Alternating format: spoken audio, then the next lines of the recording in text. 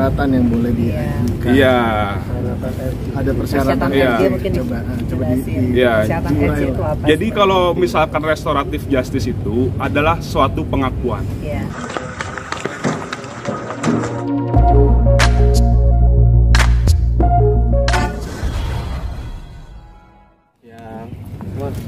Ngedik aja nih. Iya. Harga pegangin dulu, gua kesana. Agendanya adalah mediasi dan PA Jaksel juga telah memanggil via surat ke Polda Jatim, cuman Polda Jatim tidak mengiyakan dan tidak juga mentidakkan untuk video call ke Pengadilan Agama Jakarta Selatan. Jadi mediator memutuskan untuk kuasa hukum mewakili Pak Ferry di sini untuk hadir mediasi, dan saya juga mewakili Bu Vena untuk acara mediasi. Terus juga inti dari mediasi sih mediator meminta supaya bisa rujuk kembali. Tetapi ya akhirnya keputusan dari kuasa hukum Pak Ferry juga tidak bisa untuk berdamai, dan dari pihak kita juga tidak bisa untuk berdamai. Jadi lanjut ke agenda selanjutnya, yaitu pembacaan gugatan. Pembacaan gugatan tanggal berapa Bang? Mungkin udah ada. Pembacaan gugatan tadi saya kan belum dapat info karena sistemnya e-court, jadi nanti saya akan komunikasi sama penggugat. Mbak Vena tadi jalan di dalam mungkin ada matanya agak berlinang, merah menangis gitu. Ya itu kalau masalah berlinang itu tadi saya bilang dari awal, itu kan masalah pribadi. Mediator meminta untuk menceritakan dari awal sampai akhir perceraian, kenapa bisa jadi ada gugatan cerai talak ini, makanya Mbak Vena sampai nangis. Untuk detail awalnya kita nggak bisa cerita, jadi tolong dimaklumi ya, karena itu sifatnya rahasia. Mbak Vena kecewa masih nggak bisa video call sama Mas Ferry sendiri, nggak bisa ngomong langsung tentang mediasi langsung Mbak Vena. Udah tahu ya, memang situasinya kan bisa terjadi, bisa enggak. Jadi memang segala hal udah aku persiapkan. Yang paling penting sih sebetulnya next step ya, Mas Yadi. Next stepnya adalah sidang lanjut, sidang cerainya. Dan saya juga mohon doa dari teman-teman wartawan, insya Allah segera P21 supaya saya juga bisa terus berjuang di kasus KDRT, karena fokus saya sebetulnya di kasus KDRT. Kalau perceraian itu kan gugatan juga bukan dari saya ya, gugatan dari Ferry sendiri. Artinya ya sebetulnya alhamdulillah dia berarti juga ingin menyelesaikan perkawinan ini. Ya udah, nggak apa-apa, saya ikutin aja. Kemarin katanya cerita dari awal itu yang membuat Mbak Vena akhirnya kayak traumatik lagi untuk menceritakan detailnya. Kalau trauma sampai saat ini saya bicara ada trauma, karena saya ini kalau kayak kemarin nyetir udah tahu jalurnya tuh dari sekolah Fania, tinggal lurus aja ke rumah, tiba-tiba distrek belok gitu. Adalah in second saya suka nggak fokus. Kemudian saya misalkan janji di mana, kok kayaknya bukan di mall ini tapi kok ke mall ini gitu. Misalkan dari Plaza Senayan ke Senayan City kayak gitu-gitu tuh pasti ada trauma. Karena saya juga masih terus untuk healing ya, hipnoterapi seminggu sekali masih terus. Dan yang paling penting memang sekarang saya kan juga sama, ya terutama sama Allah ya, curhat sama Allah itu. Alhamdulillah yang saya rasakan sekarang adalah bisa tenang aja menghadapi apapun pemberitaannya, apapun. Ya playing victim sih yang paling berat dari korban KDRT itu adalah di playing victim, dan adanya ya itu ya cyber yang luar biasa itu kadang suka jadi apa ya, pemicu juga ya Mas ya. Benar. Gitu. Tapi ya harus tetap minta sama Allah kekuatan, terutama kekuatan iman dan juga kesabaran yang luar biasa. Mbak Vena mungkin setelah hipnoterapi ini apa yang dirasakan sih, apa udah mengambil job lagi untuk kerja, untuk mungkin mendistract lah hal-hal yang ada biar berkegiatan lagi gitu nggak? Kalau kegiatan belum bisa untuk cari uang belum, karena aku sendiri masih, karena aku kan memang pekerjaan terakhir influencer, youtuber ya. Kalaupun sekarang aku tuh hanya pengen ya itu tadi ya, palingnya mental ya, setiap kali datang ke pengadilan, apalagi nanti pengadilan yang khusus kasus KDRT itu pasti mentalnya harus lebih diperkuat, karena kan belum ada pengakuan ya. Dan tawaran endorse juga sebenarnya banyak ya. Tapi belum bisa diambil karena belum bisa fokus. Ya. Mbak Vena sendiri Mbak Vena melanjutkan buat maju terus buat jadi pewaris cerainya. Ya kan memang udah ditalak cerai, jadi Masa mau aku yang nggak setuju kan nggak Iya. bisa. Nggak bisa. Berkaitan Mbak Vena dengan kecewa harga diri, apa itu Mbak Vena? Agendanya, kalau kita ke diri sendiri. Tadi kan kita mau dijawab tuh aspek dari Kediri atau ke Polda? Wah, ini Polda yang lumayan seru ya. Mau saya atau Ibu? Saya aja ya. Oke. Jadi gini, oke, kita urutkan dari awal sidang tanggal 23 Februari. Kalian ingat kan semua kan? Besoknya Bu Vena datanglah ke Polda Jatim atas dasar perlengkapan berkas atau biasa yang disebut P19. Tapi mohon dicatat sama diingat ya, P19 itu adalah hal yang biasa dilakukan oleh kejaksaan atau kepolisian untuk melengkapi berkas. Jadi tidak ada yang benar ucapan dari pengacara sebelah tidak ditemukan adanya unsur pidana seperti itu. Ini SP2AP-nya nih. Ya, ini aslinya nih. Oh, itu aslinya Bu. Oke. Ini aslinya. Mungkin Tuh, Bu. dibacain aja. Ya. Ini kan Ya. ini kasih lihat. Ini aslinya. Oke. Dikasih lihat aslinya, aku baca yang ini. Jadi di sini tertulis surat tanggal 6 Maret 2023 dari Polda Jatim. Ya kan? Di sini juga ada tertulis pada tanggal 3 Maret berkas tersangka Raden Ferry Irawan telah dikirim kembali. Artinya surat Mbak Vera, pengembalian berkas yang waktu dilengkapi pada tanggal 24 telah dikirim kembali pada tanggal 3. Bukan untuk menemui Pak Ferry di sana, gitu loh. Dan juga ternyata Pak Ferry pada tanggal 17 Januari 2023 telah mengirimkan surat ke Kapolda Jatim, intinya untuk meminta restoratif justice. Dan pada tanggal 24 tersebut kebetulan Mbak Vena langsung ditemui sama Pak Dir, gitu. Berarti tidak ada pertemuan dua mata ya, maksudnya antara Mbak Vena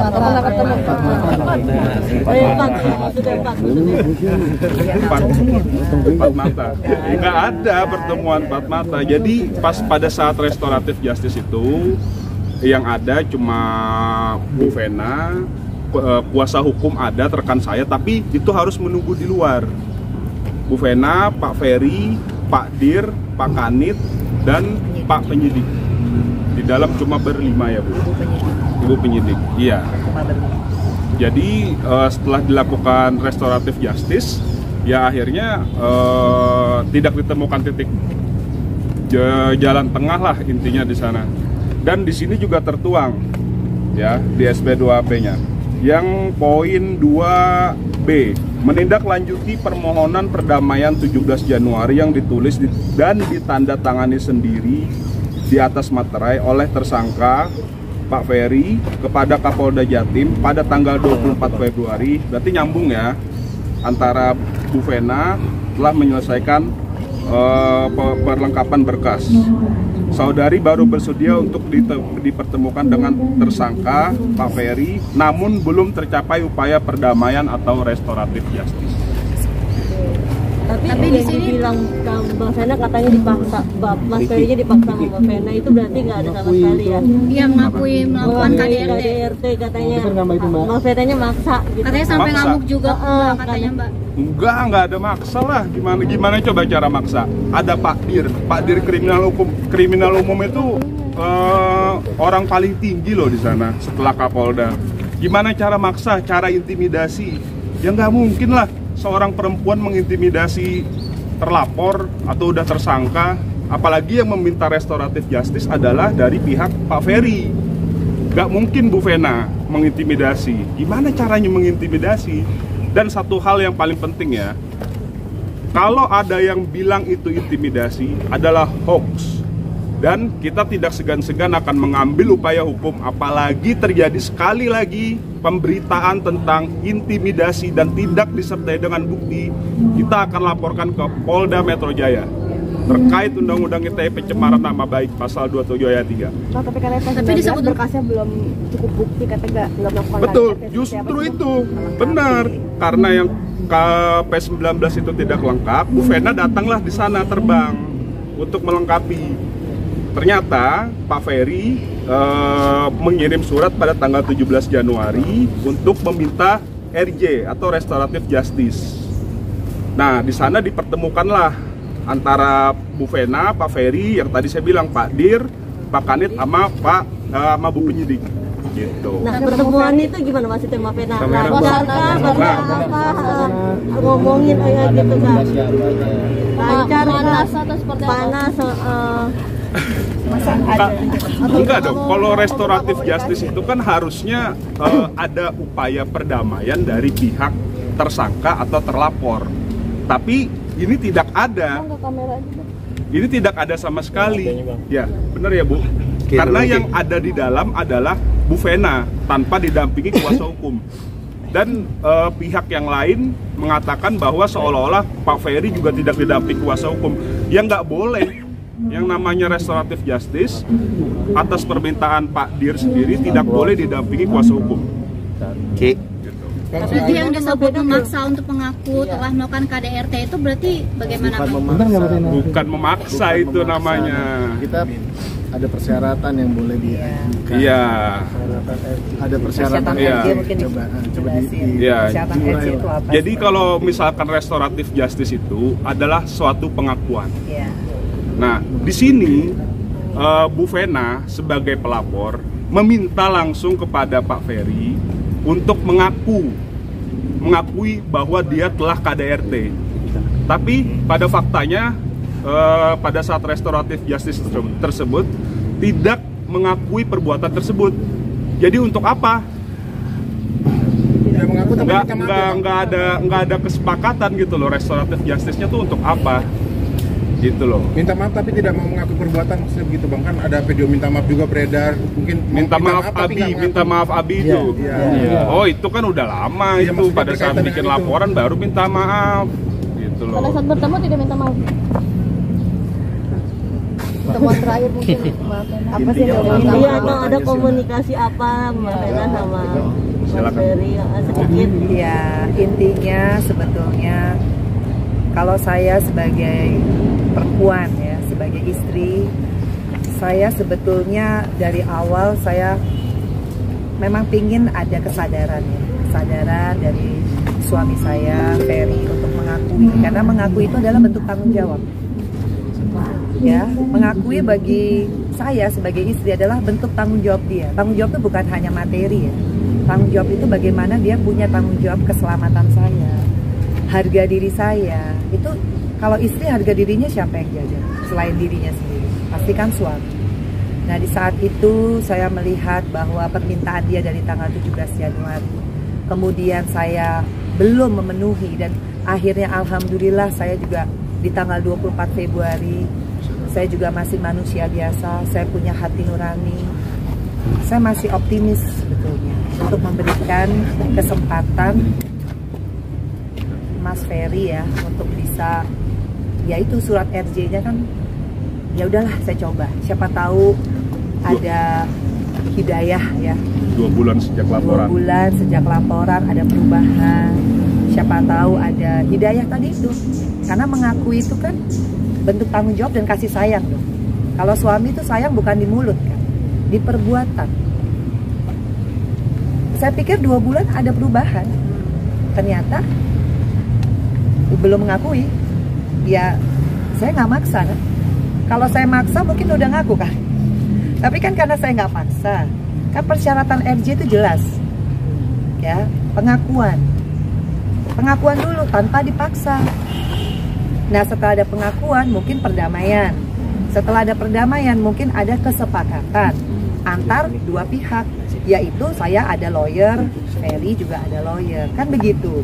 Itu pun kalau menurut Pak Direktur harus juga ada yang namanya evaluasi.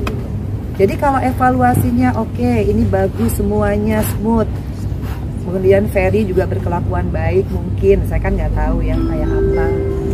itu mungkin bisa. Jadi nggak serta-merta. Nah begitu dijelaskan tambah menggelengkan kepala. Ya udah, saya juga ya sudah, saya juga harus kembali ke Jakarta. Jadi ya buat semua perempuan Indonesia, sekali lagi saya mohon doanya, mohon juga dari teman-teman wartawan yang sudah mengawal. Saya terima kasih banyak karena ini peristiwa ini bukan peristiwa yang mudah buat hidup saya, tapi saya kuat-kuatin terus setiap harinya diri saya untuk bisa menghadapi kalian. Belum ada berita yang nggak benar, tapi saya tetap memilih diam karena saya menghormati ibunda dari Ferry Irawan. Itu orang tua, saya tidak akan menanggapi, tapi semua juga ada batasan. Semua itu pasti ada batasan. Jadi saya mohon klarifikasi saya dan juga ini teman-teman dari Sukadi, dari kuasa hukum saya udah jelas ya, kalau masalah mengintimidasi itu nggak ada, nggak mungkin. Dan saya bukan diem-diem ke sel, mana mungkin. Apa iya? Apa mungkin? Pernah nggak ke Polda? Pernah nggak saya terlihat di CCTV Polda saya ngumpet-ngumpet terus intimidasi? Ada nggak buktinya? Ada nggak? Nggak ada kan? Dan itu kan terjadi semua di ruang Pak Dir. Jadi Ferry dipanggil, saya juga dipanggil, baru selesai melengkapi berkas. Karena sebagai warga negara Indonesia yang baik, kalau dipanggil ya harus datang, disuruh ngelengkapin berkas ya harus datang. Saya orang nggak paham hukum, tapi saya menjalani proses hukum ini, saya jadi ngerti P19 itu bukan berarti menjurus ke SP3 loh, enggak. P19 itu biasa, melengkapi, kurang lengkap, dan itu ada tahapnya. Dan ini insya Allah, ini kan kalau kita baca, udah sampai tahap 3 ya. Udah mau P21. Udah mau P21 insya Allah. Insya Allah. Nih, ini kan udah jelas. Tindak lanjut penyidik mengirimkan tersangka Jadi, Raden. kalau saya dibilang mengintimidasi, itu udah bohong besar gitu loh. Nih, kan jelas di sini. Tanggal 3 Maret 2023, berkas perkara atas nama tersangka Saudara Raden Ferry Irawan Kusuma telah dikirim kembali ke Kejaksaan Tinggi Jawa Timur. Artinya apa? Prosesnya lanjut nggak? Lanjut kan? Jadi bukan Vena melakukan pembohongan publik, itu kan penggiringan opini yang tidak bertanggung jawab. Jadi sekali lagi saya di sini, alhamdulillah teman-teman masih setia sama saya untuk menyamakan berita kan, karena saya nggak mau di sini kalau saya harus kayak debat kusir. Saya harus nunggu Bang Febnya jangan SP2HP gitu. Bang, kalau mau ngerokok jangan di belakang kamera, depan kamera bang. Dan ini ada juga di poin 3, rencana tindak lanjut penyidik adalah mengirim tersangka Saudara Raden Ferry Irawan Kusuma dan barang bukti ke Jaksa Penuntut Umum apabila berkas perkara telah dinyatakan lengkap atau P21. Akhirnya kan maju, bukan mundur, kan di sini jelas tuh kata-katanya. Jadi saya nunggu surat ini. Jadi saya mohon maaf bagi teman-teman yang selalu standby di depan rumah saya. Saya bukan nggak mau menghargai profesi wartawan, karena saya nggak mau asal bunyi. Saya nggak mau tanpa bukti. Nah sekarang insya Allah tinggal nunggu P21.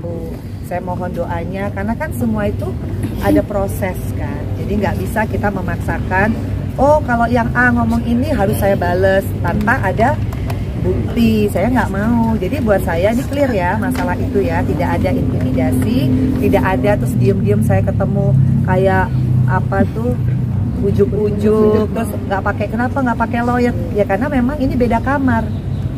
Yang namanya restoratif justice itu bukan kayak orang bikin LP, bukan kayak orang bikin BAP yang boleh didampingi oleh kuasa hukum, bukan begitu ya. Betul. Saya ini baru tahu karena ngalamin kasus ini, jadi baru pinter nih. Ini makanya saya ajak teman-teman Srikadi, meskipun saya bukan lawyer, saya harus mensosialisasikan, tapi bukan membodohi masyarakat. Dengan cara apa? Menggiring opini yang tidak ada dasar hukumnya.